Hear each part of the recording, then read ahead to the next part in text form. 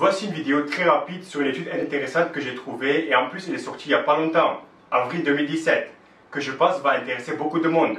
Une étude qui compare l'hypertrophie et la force sur des séries classiques contre des séries dégressives. Si ce genre de vidéo rapide sur des études vous intéresse, dites-le moi dans les commentaires. Vous pouvez aussi aller voir sur ma page Facebook. J'en partage régulièrement. Donc tout d'abord, oui, l'étude a ses limitations et ce n'est pas une étude parfaite. Par exemple, l'étude dure que 6 semaines. Que se passe-t-il si on continue pendant un an? Est-ce qu'on aura le même résultat? On ne sait pas. L'étude est sur l'extension triceps, un exercice analytique. Est-ce qu'on aura le même résultat si c'est un autre groupe musculaire? Et si c'est un exercice de base comme le squat ou le développé couché? On ne sait pas non plus. Mais je vais quand même vous donner mon avis à la fin de la vidéo. Donc l'étude. 2 groupes, 8 individus dans chaque groupe pendant 6 semaines. On fait soit 3 séries classiques d'extension triceps, soit juste une série de drop set jusqu'à l'échec musculaire.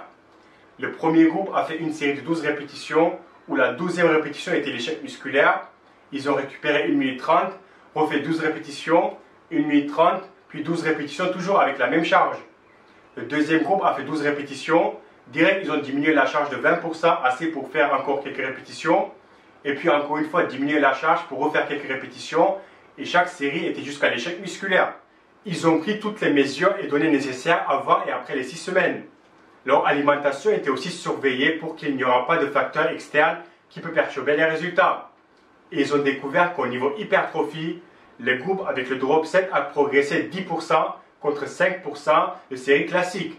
Sur 6 semaines, c'est quand même une petite différence.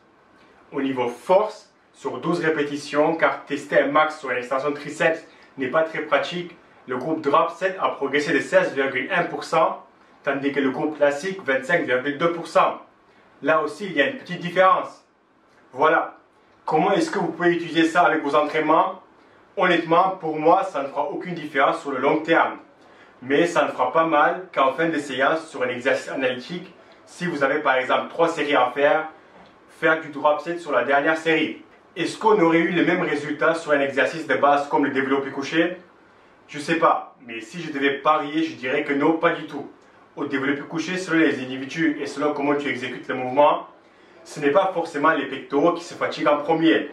Et puis, même si c'était le cas, après ta première série de drop set, ce sont tes triceps et les épaules qui vont prendre le relais pour pouvoir finir la série. Donc moi, je ne te conseille pas de faire du drop set sur des exercices de base, sauf si c'est une question de gain de temps. Après, tu fais comme tu veux. Voilà, merci et à la prochaine vidéo.